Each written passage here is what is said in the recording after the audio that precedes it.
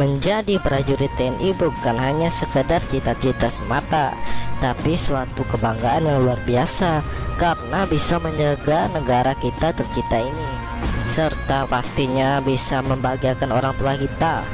Tak jarang peminat untuk menjadi TNI juga banyak saat ini, jadi kalian harus bersaing bersama ribuan orang. Dan tak jarang juga saat seleksi banyak yang tidak lolos karena persiapannya kurang matang. Lalu apa yang perlu kalian persiapkan sebelum mendaftar TNI? Berikut hal yang perlu kalian persiapkan sebelum mendaftar menjadi prajurit TNI. Berikut ulasannya, kita simak. Nomor 1, kesehatan. Banyak peserta yang gagal karena masalah kesehatan. Perlu diketahui bahwa syarat masuk Akademi TNI Bintara maupun Tamtama TNI adalah sehat jasmani dan rohani.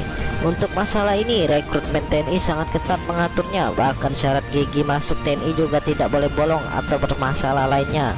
Selain gigi, tes kesehatan TNI meliputi diantaranya tinggi dan berat badan, THT, buta warna, tekanan darah, tensi, varises, letter X ataupun letter O, varikokel, penyakit kulit, ambeien, tes urin, tes darah, röntgen, rekam jantung, kesehatan jiwa, postur, kaki bebek, dan lain-lain. Nah, nanti juga masih ada lagi periksa kesehatan yang kedua. Jadi Mimin saranin sebelum kalian mendaftar, ada baiknya kalian melakukan medical check up agar tahu penyakit kalian dan bisa cepat diatasi.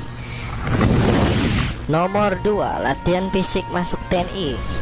Bukan menjadi hal yang mengherankan lagi bahwa seorang prajurit TNI haruslah memiliki fisik yang sehat dan kuat.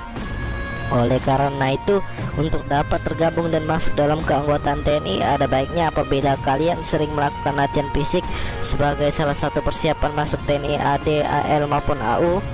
Di YouTube sendiri juga banyak video latihan fisik TNI yang bisa teman-teman pelajari sebagai panduan cara latihan fisik di rumah. Perlu kalian ketahui bahwa cara pembinaan fisik untuk masuk TNI sangat direkomendasikan dan pastinya akan membantu Anda ketika menghadapi tes fisik, karena Tentara Nasional Indonesia juga masuk dalam salah satu negara dengan fisik tentara terkuat di dunia. Pasti teman-teman dapat membayangkan bagaimana tes yang akan teman-teman hadapi nanti.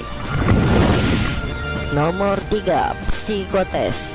Hal ini juga merupakan hal yang harus teman-teman dunia kerja siapkan dan pastinya juga memerlukan latihan rutin, karena seseorang yang belum terbiasa dengan psikotes pasti akan kesulitan apabila menemui dan mengerjakan contoh soal psikotes cabang TNI AD, AL maupun AU.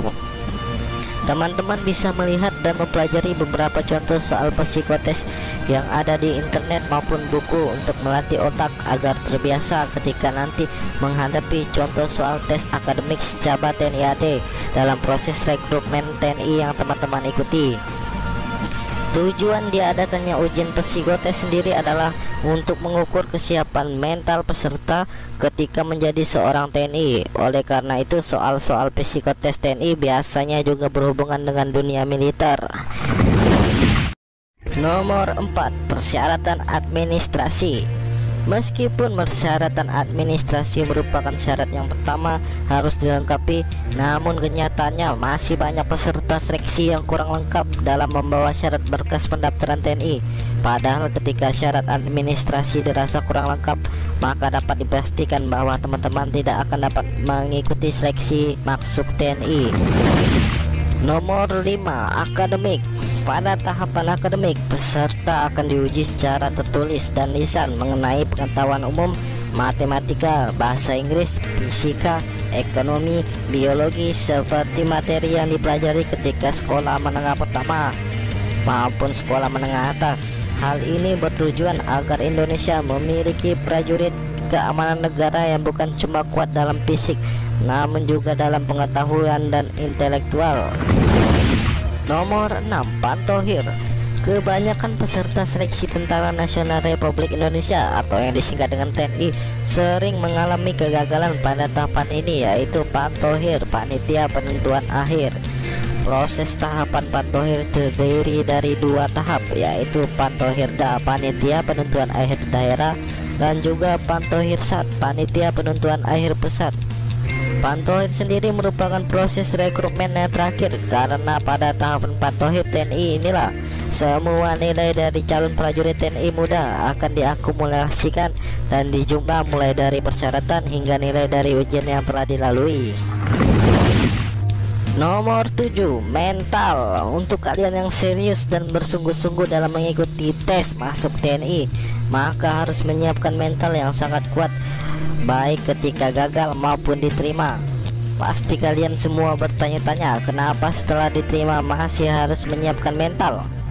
Jawabannya tentu saja wajib, karena di sana kalian tidak akan membayangkan bagaimana jenis latihan fisik yang akan menjadi menu latihan sehari-hari ketika menjalani proses pendidikan TNI.